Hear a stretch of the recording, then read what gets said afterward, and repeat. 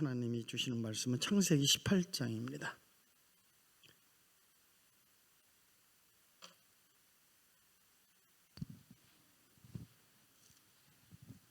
창세기 18장 22절 33절까지. 창세기 18장 22절에서 33절까지 우리 낭독자가 크게 외치고요. 중간에 제가 같이 할 때 같이 하면 되겠습니다. 좀 길어서요. 시작. 그 사람들이 거기서 떠나 소돔으로 향하여 가고 아브라함은 여호와 앞에 그대로 섰더니 아브라함이 가까이 나아가 이르되 주께서 의인을 악인과 함께 멸하려 하시나이까. 그 성중에 의인 50명 있을지라도 주께서 그곳을 멸하시고 그 50의인을 위하여 용서하지 아니하시리이까. 주께서 이같이 하사 의인을 악인과 함께 죽이심은 부당하오며 의인과 악인을 같이 하심도 부당하니이다.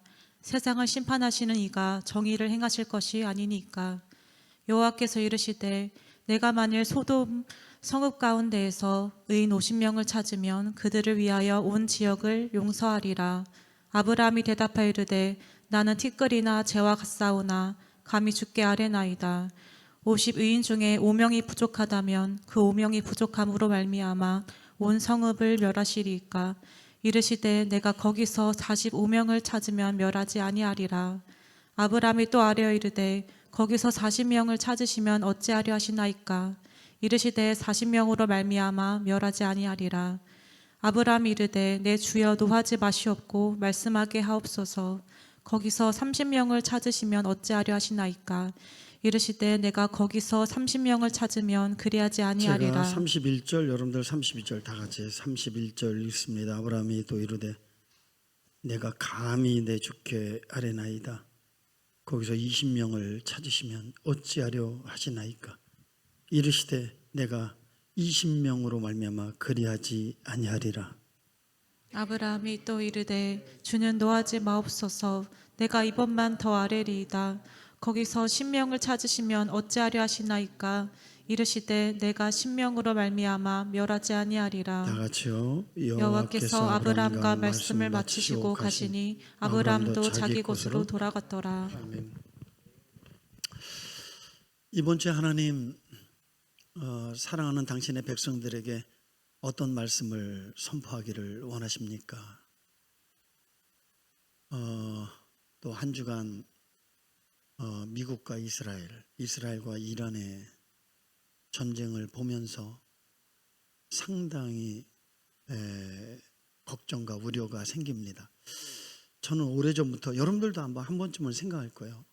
우리나라는 석유 한 방울 나지 않는데 이렇게 많은 차들이 다니고 있는데 어느 날 이 석유가 끊기면 모든 것이 다 중단될 텐데 거기에 대한 대책과 새로운 방편이 있어야 될 텐데 참 걱정되다, 이런 생각 한 번쯤은 하셨죠?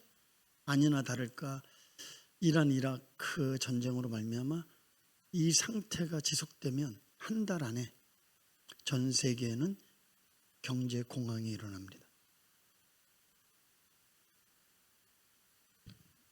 지금 큰 위기, 지금보다도 석유가 배나 뛰게 되는 것입니다. 그러면 이제 경제 공황이 일어나는 거예요. 지금은 기도할 때입니다. 이런 시대를 바라보면서 하나님이 저에게 주신 영감은 지금은 기도할 때니라. 근데 그 기도가 지역적인 협의적인 나라와 민족을 뛰어넘어서 지금은 전 세계를 위하여 중보기도할 때다. 이런 이제 영감이 와서 오늘 말씀 주제가 지금은 전 세계를 위해서 기도할 때입니다. 이런 말씀으로 말씀의 은혜를 나누기를 원하는데요. 지금 이 시대의 전 세계를 늘 살펴보고 있는데요. 전 세계를 살펴보면서 굉장한 그 위기감을 느낍니다. 그러면서 제 마음속에 어떤 마음이 들었냐면, 제자들이 어느 날 이런 질문을 던졌죠. 세상 끝날에는 어떤 징조가 있습니까? 그때 예수님이 말씀하신 것이 마태복음 24장에 나와요. 그래서 다시 한번 이 말씀을 좀 읽어보면서, 예수께서 대답하여 이르시되 너희가 사람의 미혹을 받지 않도록 주의하라. 난리와 난리 소문을 듣겠으나 너희는 삼가 두려워하지 말라.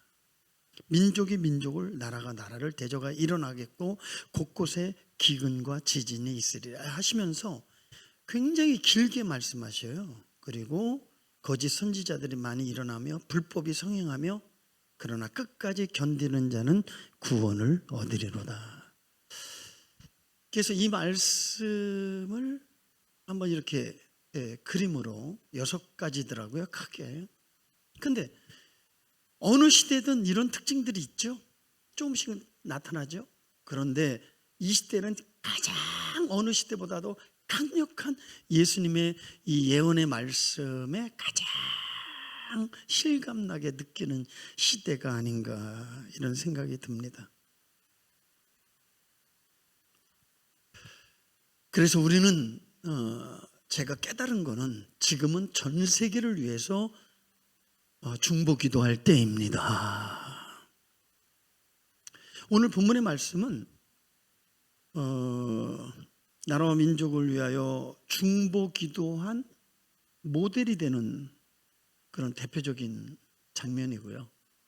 중보기도는 바로 이렇게 해야 되는 거야 할 정도로 굉장히 모범이 되는 기도입니다. 이 배경을 살펴보면 소돔과 고모라가 죄가 관영하죠. 부패와 타락이 극에 달았어요. 노아 시대 때는 이렇게 표현했죠. 그들의 생각 계획이 악할 뿐이라. 그들의 죄악이 관영하여 내가 물로 쓸어버리리라. 물심판. 관영하다는 건 찰대로 찼다는 거예요. 근데 소돔과 고모라도 똑같아요. 근데 여러분들이 알아야 될 게, 오늘 현대 우리가 살고 있는 이 시대는 소돔과 고모라, 노아 시대보다도 더 악한 시대고, 더 타락된 시대고, 더 부패한 시대라는 사실입니다. 이런 타락과 부패는 하나님의 심판이 오게 하는 거예요.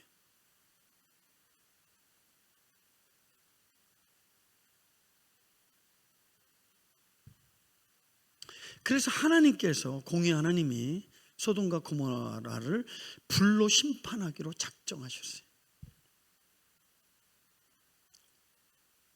그런데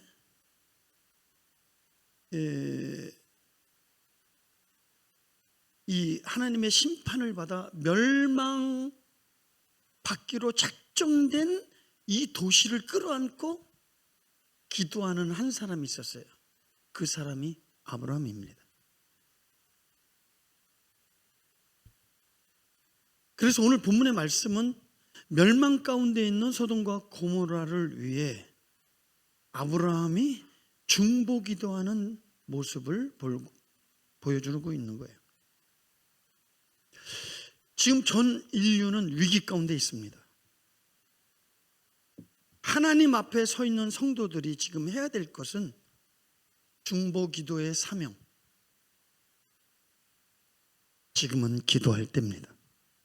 근데 어떻게 기도해야 되느냐라는 거죠. 그래서 참된 중보기도를 어떻게 해야 되는가를 이 본문의 이 말씀 속에 그 중요한 원리를 우리는 발견할 수 있습니다. 여러분들은 말씀을 들을 때에 오늘 이 말씀 가운데 하나님이 주신 진리를 붙잡아야 됩니다. 깨닫는 은혜 있기를 축복합니다. 이성으로는 안 돼요. 성령의 조명으로만 안 되니까 여러분들이 성령을 의지해서 말씀을 들어야 돼요. 귀 있는 자는 성령이 하시는 말씀, 하나님이 하시는 말씀을 들을지어다. 그러면 참된 중보 기도를 하기 위해서 성결 조건이 있어요. 아주 중요한 조건이죠. 자, 우리 본문 창세기 18장 22절 봅니다. 읽겠습니다. 그 사람들이 거기서 떠나 소돔으로 향하여 가고 아브라함은 여호와 앞에 그대로 섰더니 중요한 것은 하나님 앞에 나가는 겁니다. 근데 요새 뭐 TV를 통해서도 기독교 TV 많이 보게 되고, 저는 또 대구 성지하 상임 본부장으로 또 수요 예배, 또 여러 행사, 이번에는 뭐 서북교회, 일심교회, 성정 봉헌식, 그분들도 보통 많은 어려움을 당한 게 아니에요. 우리도 힘겹게 어려움을 겪으면서 성전을 졌는데, 우리 못지않게 그 이상으로 이 IMF, 우크라이나 전쟁, 레미콘 파동이, 그래도 우리는 한 370만 원에 졌지만 그들은 650, 700 이상을 더 드렸거든요.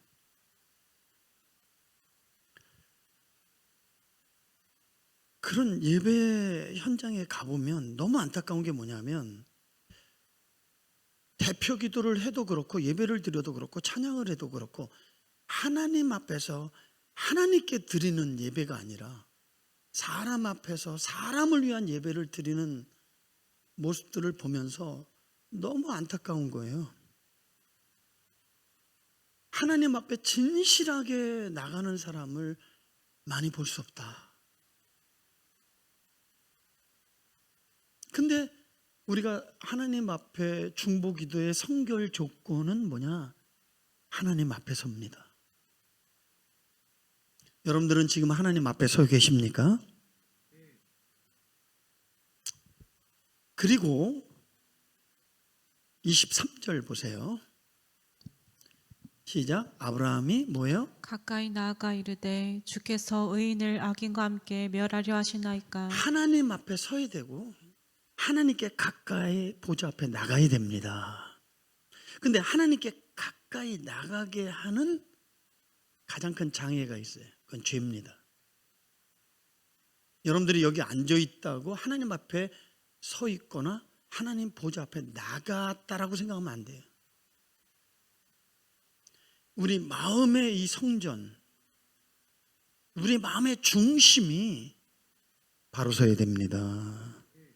근데 하나님께 가까이 가는데 가장 큰 장벽이 뭐라고요? 죄의 장벽입니다. 우리가 기도를 드리든지 예배를 드리든지 하나님 앞에 나갈 때 죄 문제를 먼저 해결해야 됩니다. 저는 이 원리를 너무나도 잘 알기 때문에 다른 교회하고는 다른 예배 형식이 있죠. 보혈의 기도, 회개의 기도. 제 문제를 해결받지 않고는 하나님을 상대할 수 없습니다. 절대 하나님께 가까이 갈 수 없습니다. 그래서 이사야 59장 1절 2절의 말씀에 이렇게 말씀하셨죠. 여호와의 손이 짧아 구원하지 못하심도 아니요 귀가 둔하여 듣지 못하심도 아니라 오직 너희 죄악이 너희와 너희 하나님 사이를 갈라놓았고 너희 죄가 그의 얼굴을 가리어서 너에게서 듣지 않으시게 하니이다. 아멘. 금요일날 우리 이 목사님이 철로역경 시리즈로 설교를 하고 있는데, 금요일날 제 마음에 꽉 박힌 말씀이 있어요. 그 손 못자국 잡으라. 강대상에서 무릎 꿇고 기도하면서 내가 실패할 거든 그 손 못자국 붙잡아라. 근데 어떤 죄인이든 어떤 실패자든, 아니 어떤 절망적 죽음의 상황에 있다 할지라도 그 주님의 십자가 붙잡을 때 살아날 줄 믿습니다. 용서받은 줄 믿습니다. 회복된 줄 믿습니다. 내가 손이 짧아 너를 돕지 못함이 아니라 귀가 어두워 너희들을 구원치 못함이 아니라 너와 나 사이에 최담이, 하나님이 주고 싶은 마음이 전달이 안 되는 거예요. 또 야고보서 4장 8절 한번 봅시다. 하나님을 가까이 하라. 그리하면 너희를 가까이 하시리라. 죄인들아 손을 깨끗이 하라. 두 마음을 품은 자들아 마음을 성결하게 하라. 아멘. D.L. 무디 선생님의 간증인데요. 어떤 사람이 와서 기도가 뭡니까? 라고 질문을 했어요. 그랬더니 이 목사님이 기도란 하나님과 같이 있는 것입니다. 이렇게 이야기했어요. 조금 더 자세히 설명하기 위해서 내가 어느 날 서재에서 책을 보고 있는데 5살짜리 아들이 문을 열고 들어와서 아빠, 나 한 가지 원하는 게 있어요. 그러더래요. 그래 아들아, 뭔데? 그 아들이 이렇게 얘기했어요. 아빠, 나 아무것도 원하지 않아요. 단지 아버지하고 아빠하고 함께 있고 싶어요. 아빠하고 함께 있고 싶어요. 이 말이 이 무디 이 목사님 마음에 너무 그 소리를 듣는 순간 행복하게 했대요. 그 어떤 것을 요구하기보다 아빠를 원한다. 또 아빠와 함께 있고 싶다. 이 말이 너무 감동됐다는 거예요. 사랑하는 성도 여러분, 우리는 이제 예수님이 12제자를 부를 때 그 부르신 목적이 뭐라고 생각합니까? 예수님이 하시는 일을 대신하도록 하나님의 나라 왕국 확장, 또 예수님과의 동력,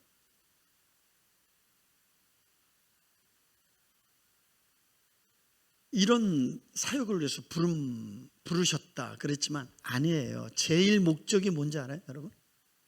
제자들을 부르신 제일 목적이 뭔지 알아요? 제 첫 번째 목적이 뭔지 알아요? 여기 봅시다. 마가복음 3장 14절에.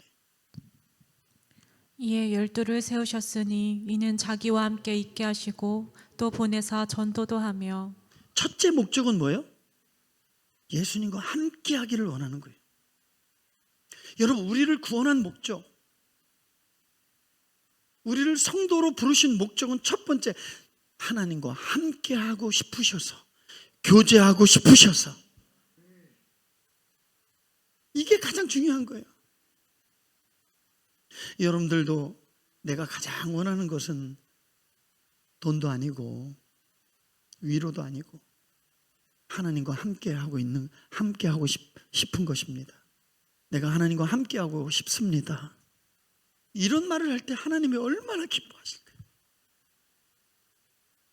어느 날 예수님이 나사로 집에 방문하죠. 그때 큰 노이 마르다는 이 귀한 손님이 왔으니 음식을 접대하는 일에 너무 분주한 거예요.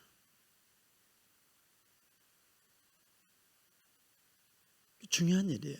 그러나 마리아는 주님 앞에서 말씀 듣는 일을 우선으로 하고 예수님을 가까이 하는 거예요. 여러분, 누가 칭찬받았어요? 네? 주님은 봉사도 중요하지만 누군가는 봉사해야 되겠지만 그거보다 더 중요한 것은 주님을 가까이 하고 주님의 말씀을 듣는 것이니라. 주님 앞에 서는 것, 참된 예배의 시작이고 참된 중보 기도의 시작이죠. 여기서부터 시작되어야 합니다. 왜냐하면 하나님만이 기도의 대상이고 예배의 대상이고 모든 복의 근원, 능력의 근원, 축복의 근원이 하나님으로부터 흘러 우리에게 임하는 줄 믿습니다. 한번 물어봅니다. 하나님 앞에 서 계십니까? 아직 준비가 안 됐다면 지금 제가 하나님 앞에 섭니다. 아멘. 두 번째는 뭐냐 하면 참된 중보기도의 중요한 원리는 두 번째는 기도의 자세, 태도를 말하는 것입니다. 자, 우리 아브라함의 기도의 자세와 태도를 27절에 보면 나오고 있어요. 우리 한번 읽어봅시다. 시작. 아브라함이 대답하이르되 나는 티끌이나 재와 같사오나 감히 주께 아뢰나이다. 아멘. 자기에 대한 참된 자각은 하나님에 대한 참된 자각이 있을 때 참된 자기를 발견하게 되는 거예요. 아브라함이 경험한 하나님은 전능하신 하나님이시고 이 모든 것의 주권자가 되신다. 하나님에 대한 깨달음이에요. 이거는 야다, 지식적인 정보가 아니라 경험적인 거예요. 자기가 친히, 그죠? 내 운명이 하나님이 주관하고 계시다. 이거를 경험했잖아요. 그죠? 하나님에 대한 참된 자각이, 깨달음이 자기 자신에 대한 참된 자각으로 이어져요. 그러면서 하나님 앞에서 자기를 뭐라고 지금 표현하고 있습니까? 뭐라고 지금 표현했어요? 27절에 뭐라고 되고 있어요? 자기는 뭐와 같다? 티끌 같은 존재다. 나는 티끌에 불과하다. 이 먼지만도 못한 인간. 이 말은 자기를 비하하라는 게 아니에요. 하나님 앞에 기도할 때 가장 중요한 건 겸손입니다. 하나님 앞에 나갈 때 가장 중요한 게 겸손의 자세예요. 하나님은 겸손한 자에게 은혜를 주시고 교만한 자를 대적하는 줄 믿습니다. 나는 티끌과 같은 존재다. 이 티끌과 같은 존재라는 이 단어가 저에게 어디로 크로즈업 되냐면 누가복음 12장에 크로즈업 되더라고. 누가복음 12장에 어리석은 부자가 나와요. 그러면서 대단히 성공하고 그는 그날 밤 그 성공에 도취되어 이렇게 고백합니다. 내 영혼아 내 여러 해 쓸 물건을 많이 쌓아두었으니 먹고 마시고 귀하자. 줄기자. 불행 끝 행복 시작이라고 하는 멋진 계획을 갖고 있는 이 부자 앞에 주님이 나타나서 어리석은 자야 오늘 밤 내 영혼을 데리고 가면 그 모든 것이 누구 것이 되겠느냐 할 때 우리는요, 이 시대는 화장을 하는 장래 문화니까 정확하게 이해되는 거예요. 너 티끌이 될 거다. 오늘 밤 내 영혼을 데려가면 너는 뭐가 돼요? 티끌이 되리라. 먼지가 되는 거예요. 먼지 돼서 사라지는 거예요.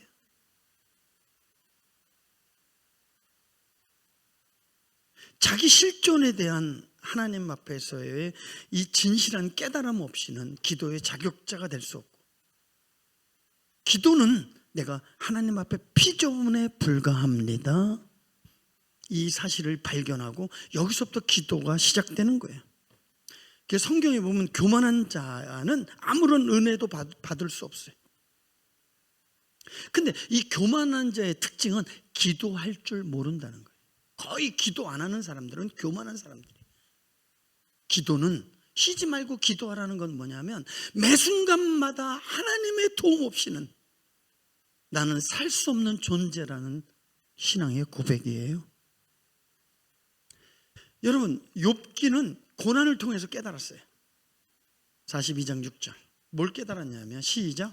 그러므로 내가 스스로 거두어드리고 티끌과 제 가운데에서 회개하나이다. 예, 욥기도 한순간에 그 막대한 재산, 태풍이 불어서 열자녀 큰아들 잔치 때 한순간에 뭐 세월에 침몰되듯이 죽어버리고, 몸에 건강했던 사람의 악창이 들고, 이거 다 사단의 역사거든요. 사단은 그런 짓을 할 수 있다? 그런 능력이 있다는 거예요. 한순간에 다.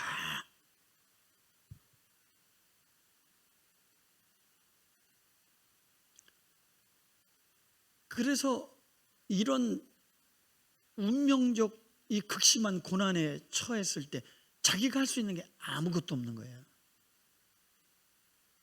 뭐라고 고백하냐? 차라리 안 태어난 게 내가 더 좋았을 뻔했다라고 하는 인생의 저주스러운 고백을 하잖아요. 그러니까 욥이 고난을 통해서 깨달은 건 난 티끌만도 못한 존재다. 티끌 같은 존재다. 이사야 6장에 보면 이사야의 고백이 나와요. 이사야는 입술이 부정한 사람인데 정치, 경제, 사회 늘 꿰뚫어 보는 사람이고 해박한 사람이고 왕족 출신이고 사촌 우시아가 어릴 적부터 왕이 된 다음에 개혁을 통해서 하나님이 복을 내려서 저 우시아가 혹시 하나님이 예언한 메시아가 아닌가라는 큰 기대를 알 만큼 이사야에게 있어서는 민족의 희망이었어요. 문둥병이 걸려서 교만해서 하루아침에 죽어가니까 내 개인의 운명, 국가의 운명을 끌어안고 하나님 앞에 나와서 한탄하면서 기도하는 거예요.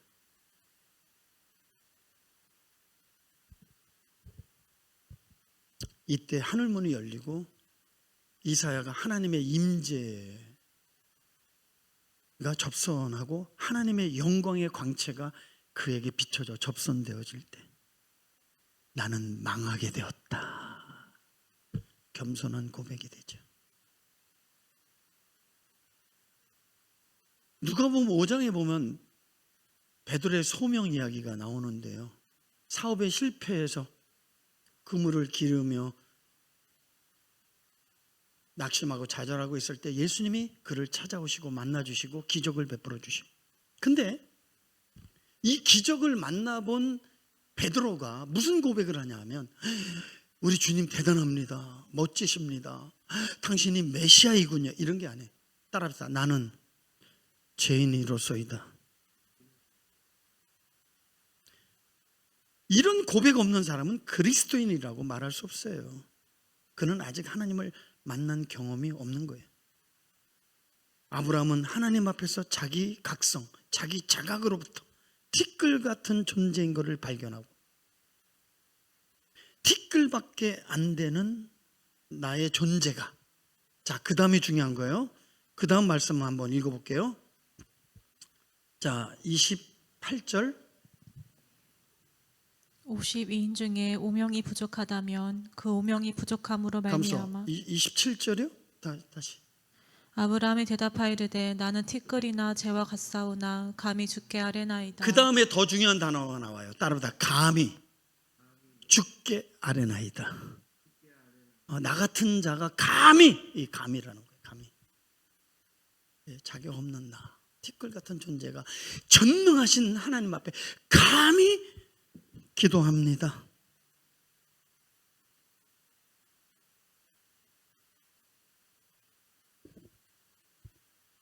자기를 들고 하나님의 보좌 앞에 나가서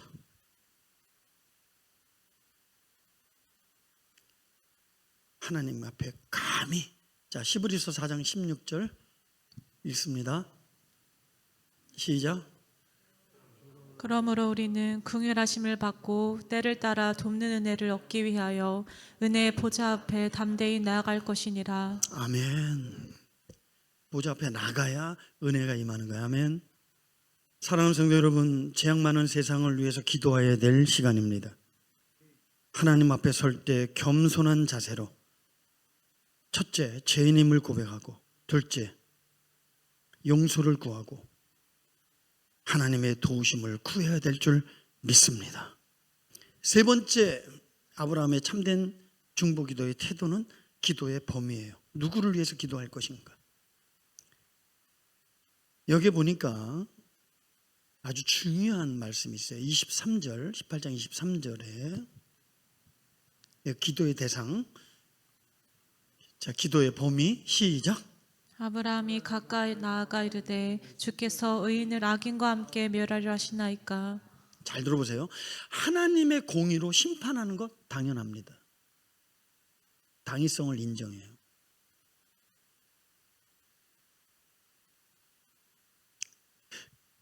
그래서 아브라함은 하나님의 마음을 헤아리는 거예요.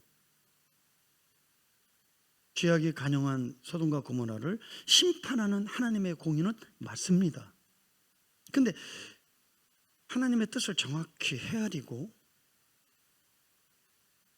그리고 또 아브라함은 하나님이 공의의 속성도 있지만 악인에 대해서는 심판 대상이에요. 맞아요. 그러나 의인은 축복의 대상입니다. 이거를 정확하게 알고 있어요. 의인과 악인을 함께 멸하시려고 하십니까? 우리는 여기서 깨달아야 될 되게 중요한 진리가 있어요. 의인 한 사람이 중요하다. 시작. 하나님의 관심과 초점은, 시선은 의인을 향하고 계시다. 자, 그러면 나는 과연 의인인가 악인인가? 누가 의인이고 누가 악인이냐? 그러면 많은 사람들은 죄 안 짓는 사람, 죄를 짓지 않는 사람을 의인, 악인은 죄 짓는 사람. 그런데 성경은 하나님의 관점으로 볼 때 의인은 없나니 하나도 없다. 자, 로마서 3장 24절 시작. 그리스도 예수 안에 있는 속량으로 말미암아 하나님의 은혜로 값없이 의롭다 하심을 얻은 자 되었느니라. 아니 잘못했다. 23장인데 3장 모든 사람이 죄를 범하였음에 하나님의 영광이 23절이다. 이르지 못하노니. 모든 사람은 다 죄인이잖아요. 의인은 없나니 하나도 없잖아요. 구약적 개념에서의 의인은 이거예요. 여러분, 하나님을 믿고 따르는 사람. 뭐라고요? 그래서 하나님을 믿으니 아브라함을 의롭다 했다. 이게 구약적 개념이에요. 여러분, 신약적 개념을 정확하게 이해하셔야 돼요.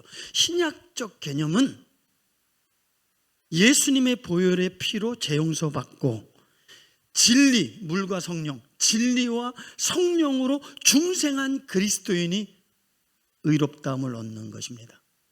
근데 잘 들어봐요. 의롭다함을 얻는 디카이오에, 이거 법적인 용어인데 잘 들어봐요. 완벽한 의인을 얘기하는 게 아니에요. 의롭다고 칭해 주는 거예요. 이거는 법관이 유죄냐 무죄냐 선언에 따라서 이 사람은 제 형벌을 받을 수 있고 무죄 박멸될 수 있는 거예요. 이거는 법관의 권한입니다. 대법관은 하나님이십니다.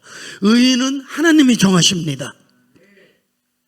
하나님이 의롭다고 칭해진다, 칭의예요. 여러분 착각하지 않으면. 우리가 예수 믿으면 천사 되는 게 아니고 죄가 다 없어지는 게 아니에요. 그 다음에 성화 구원으로 나가야 되는 거죠. 모든 건 하나님의 은혜입니다.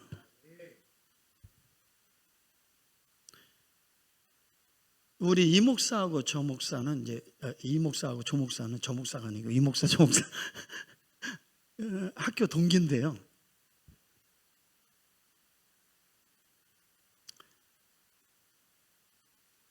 자기는 사모의 소명이지 목사의 소명은 아니라고 나한테 얘기했는데 내가 가만히 보면 영혼이 맑아요.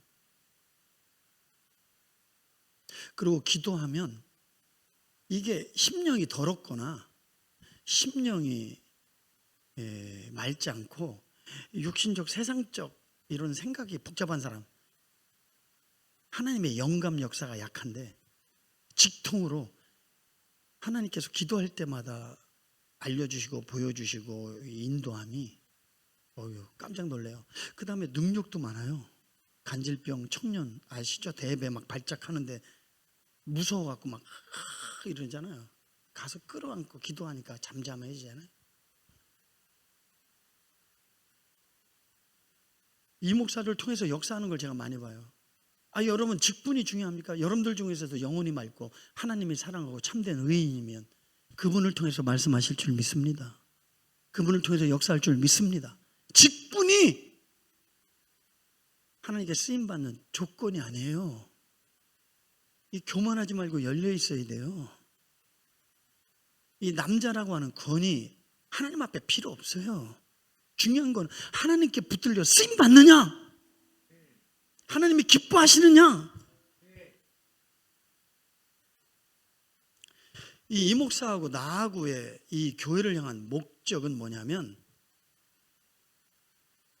우리 교회에 참된 의인들이 많기를 원하고 참 제자가 많기를 원합니다. 오늘날 많은 교회들이 짝퉁 그리스도인들을 생산하고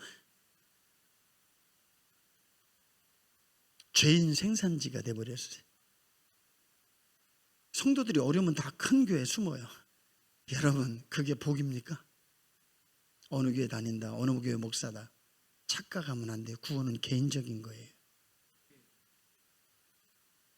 점 딱 찍고 왔다가요. 그게 예수 믿는 겁니까? 그게 예수 믿는 거다. 주일 성수한다. 11조 내는 것만도 대단하다. 기본 에버리지도 안 되면서. 이렇게 만들었어요, 교회가. 좁고 협착한 길이고 구원받는 자가 많지 않습니다.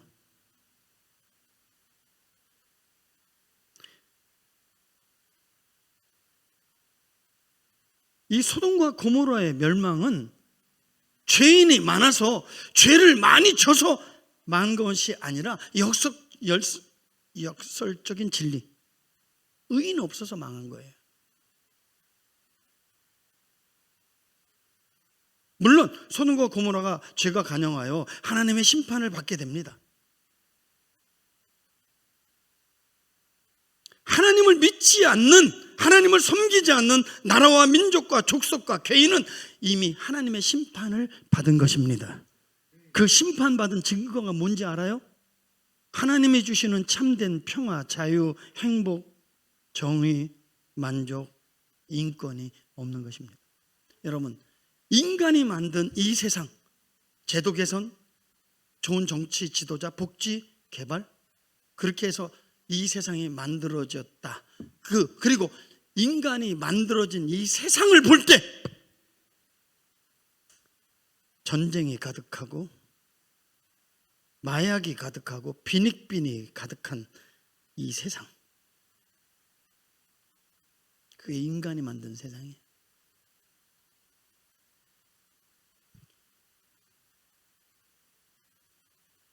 그래서 저는 결론적으로 우리 인생의 모든 해답은 예수님이 답이고 복음이 답이다. 복음이 돌아가야 회복된다.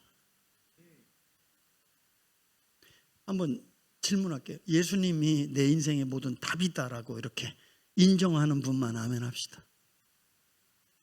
그러면 저와 같이 한번 이 찬양을 한번 불러봅시다. 예수의 길, 그 좁은 길, 나는 건네 주 손잡고 그 무엇도 두렵지 않아.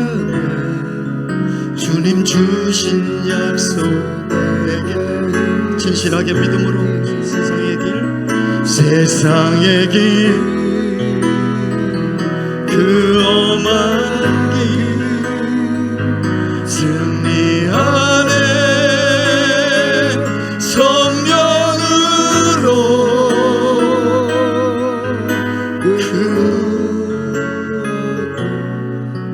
나가지 않네. 저 하늘에 내 소망 있으니. 아니, 그 무엇도 바라지 않는다 그러면서 내 속에 무엇을 바라는 마음이 많이 있음을 고백하면서 언제까지 주님이 참으로 기뻐하는 모습으로 나는 변화될 수 있을까?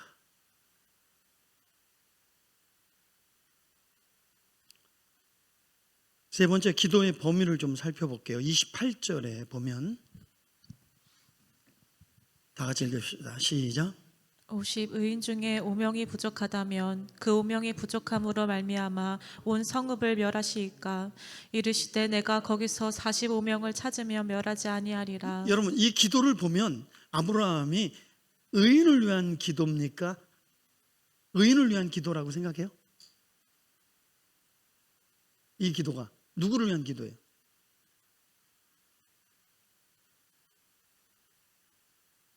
이 기도 속에는 의인을 위한 기도도 있지만 악인의 용서와 구원을 위한 기도가 담겨 있어요? 안 있어요? 있죠.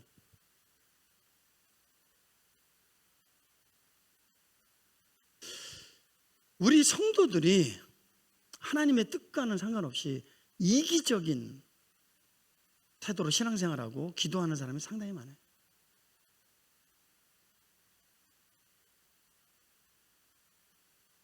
많은 사람들이 내가 사랑하는 내 가족, 내가 좋아하는 사람을 위한 기도에 머물러 있는 경우가 많아요. 여러분들은 나에게 가시 같은 존재, 나를 괴롭게 하는 이웃, 내 가슴을 찌르는 원수를 위하여 진실한 용서와 긍휼과 자비를 위하여 기도하십니까? 아니, 나하고 전혀 상관없는 아프리카의 영혼들, 선교사, 남미에 알지 못하는 영혼들, 나라 민족을 끌어안고 기도하십니까? 제가 이제 온누리 교회 건너편 강남 사목교회 거기 부목사로 있을 때 온누리 교회가 복을 받겠다라는 것을 제가 어디서 느꼈냐, 교파를 초원해서 온누리 교회에 가서 화요일 날 중보기도 시간에 전 세계를 위해서 기도하는데 저를 잘 대해주시고 섬겨주신 권사님이, 집사님이죠. 우린 권사는 없으니까 집사님이 그 기도를 갔다 오셨어요. 중보기도 팀이에요. 우리 50인 특공대, 제가 중보기동 그 담당 목사였고. 무슨 기도했어요? 그냥 기도 용지를 보여주는데 중동입니다. 중동을 위해서 기도하는 팀이래요. 그래서 그걸 들고 중보기도실 가서 중동을 위해서 기도하는데 하나님이 이 기도를 기뻐하신다. 하나님의 마음이 느껴져. 이스라엘이 돌아오기를 주님의 마음이 간절한 줄 믿습니다. 오늘의 교회는 하나님이 쓰시겠다, 축복하시겠다. 부럽더라고요. 여러분, 지금 이야말로 내 가정, 내 민족이 아니라 전 세계를 위해서 기도할 때인 줄 믿습니다. 우리 이 시간에 요 말씀에 의지해서 이스라엘과 이란, 우크라이나, 베네수엘라, 기타 여러 전쟁하는 나라를 위하여 우리 한번 1, 2분간 기도하고, 또 이 나라에 전쟁이 없도록 우리 한번 주여 삼창하고 한 2분만 기도하겠습니다. 주여 삼창합니다. 주여, 주여, 주여.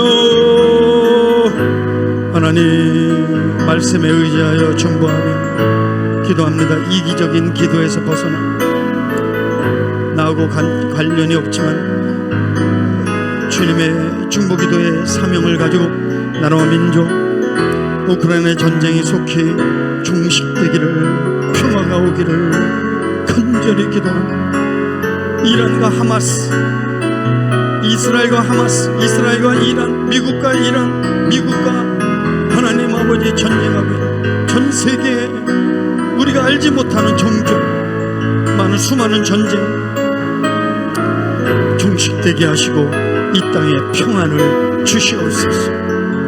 하나님 불쌍히 여겨주시고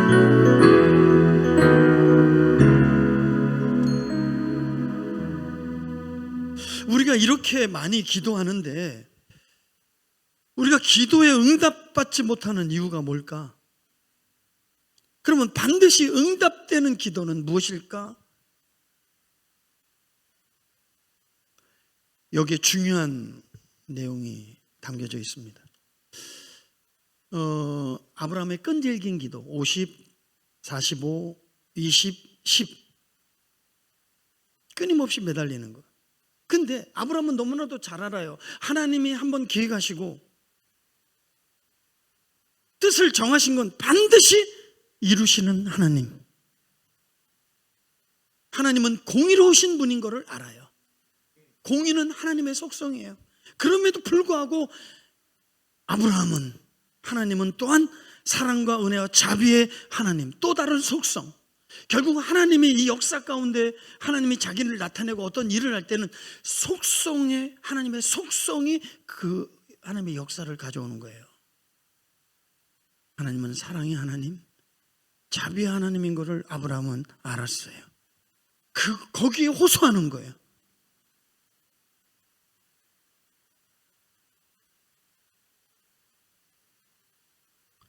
아브라함은 롯뿐만 아니라 소돔과 고모라의 백성들을 위해서 하나님의 긍휼의 마음으로 용서해 주기를 기도하는 거죠. 근데 여기서 한 가지 아쉬움이 있어요. 제가 뭘 말하려고 하는지 알아요? 이성은 집사님? 한 가지 하나님이 좀 아쉬움이 있어. 몰라? 그래. 이 기도 속에서 50, 45, 20, 10. 그런데 하나님의 아쉬운 마음이 있어. 뭘까? 혹시 여기 있는 분 중에서 대답할 사람 있어요? 네? 왜 끝까지 한 명을 위해서 기도하지 않았을까?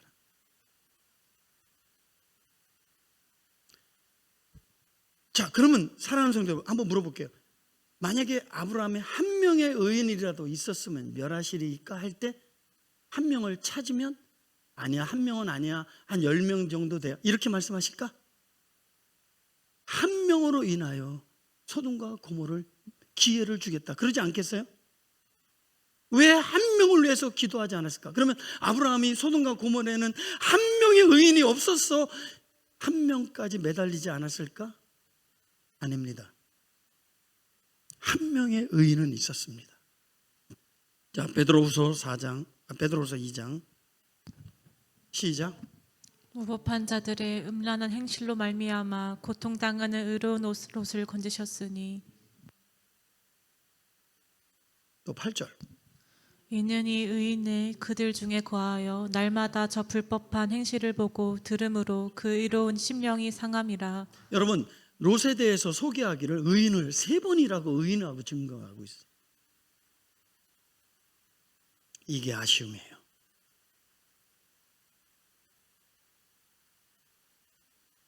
에레미야 5장 한번, 아브라함이 이거를 알았더라면 다 같이 시작. 너희는 예루살렘 거리로 빨리 다니며 그 넓은 거리에서 찾아보고 알라. 너희가 만일 정의를 행하며 진리를 구하는 자를 한 사람이라도 찾으면 내가 이 성읍을 용서하리라. 이거를 알았더라면. 그러면 여기서 우리가 깨달아야 할 게 뭐냐면 아브라함의 기도의 끝이 소돔과 고모라의 종말이다, 이거예요. 아브라함의 기도의 중단이 소돔과 고모라의 종말이다. 여러분들의 기도의 중단이 가정의 종말의 끝이다. 이 나라 이 민족의 끝이다. 오늘날 사무엘이 이런 기도를 해요. 이런 말을 해요. 자, 사무엘상 12장 23절. 나는 너희를 위하여 기도하기를 쉬는 죄를 여호와 앞에 결단코 범하지 아니하고 선하고 의로운 길을 너에게 가르칠 것인즉. 기도 쉬는 죄를 범하지 않겠다. 기도의 끝은 하나님의 자비와 은혜의 끝이고 심판의 종말을 가져오는 겁니다. 이게 기도의 특권이고 능력입니다. 스폴전 목사님이 이런 말을 써요. 성도 한 사람의 기도는 연대 병력보다 국가에게는 더욱 큰 축복이나 이다. 그러므로 영국의 여왕은 스코틀랜드의 1만 명의 군사 병력보다 존 낙스의 기도를 더 두려워했다. 기도하는 자녀는 망하지 않습니다. 오늘 이 말씀을 적용해서 나는 결코 기도를 중단하지 않겠습니다. 하나님 앞에 결단했으면 좋겠어요. 나는 결코 기도를 중단하지 않겠습니다. 시작. 아멘. 마지막 가장 중요한 교훈이 있습니다. 놀라운 반전입니다. 26절 시작. 여호와께서 이르시되 내가 만일 소돔 성읍 가운데에서 의인 50명을 찾으면 그들을 위하여 온 지역을 용서하리라. 여호와의 말씀인데 소돔과 고모라는 이미 하나님의 진노와 심판 가운데 있었지만 아브라함의 중보 기도로 말미암아 하나님의 마음속에 용서의 마음이 생겼다는 거예요. 사람들은 국가의 미래 안보, 국가의 운명이 군사력, 경제력, 복지 정책, 정치 지도자, 참 교육 정책이라고 봅니다. 그런데 하나님은 이렇게 말해요. 아니다. 저 의인 때문에 아직까지 종말을 유보하고 있단다. 창세기 19장 22절. 그리로 속히 도망하라. 내가 거기 이르기까지는 내가 아무 일도 행할 수 없노라 하였더라. 그러므로 그 성읍 이름을 소알이라 불렀더라. 하나님께서 롯에게 이렇게 말씀하십니다. 그대로 속히 도망하라. 너가 아직 거기에 머물러 있기 때문에 내가 아무 일도 할 수 없느니라. 이 말씀을 의역하면, 롯아, 네가 이 소돔 땅에 있어서 내가 유황불을 내리지 못하고 있다.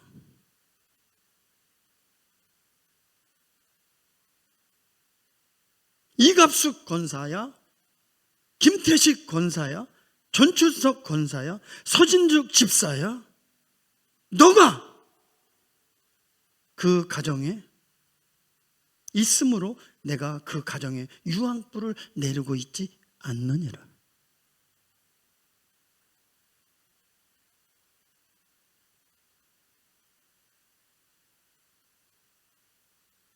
의인들은 한 나라, 한 가정, 한 공동체, 하나님의 유보의 원칙입니다.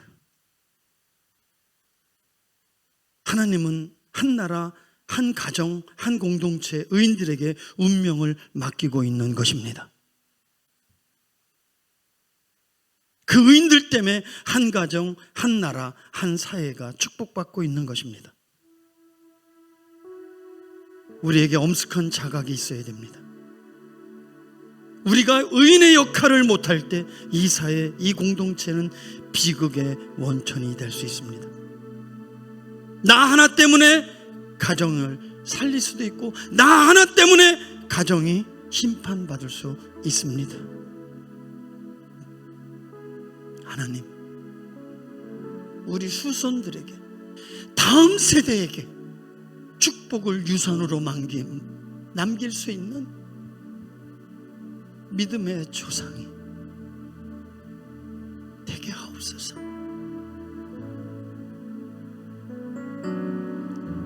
모든 것이 끝났다고 말하네.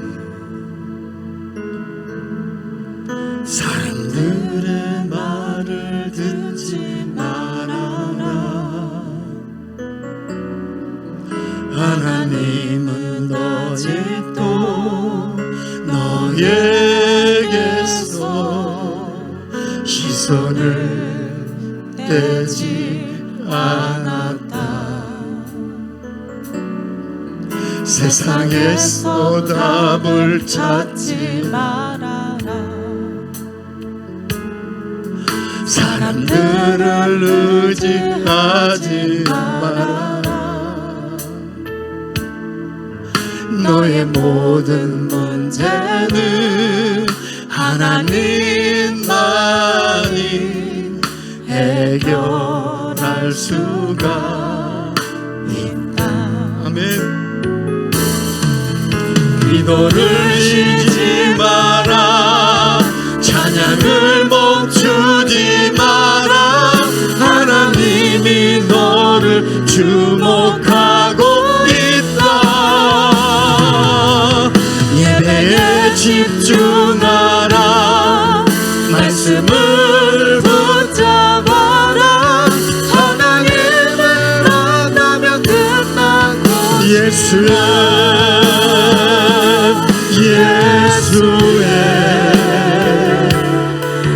이름은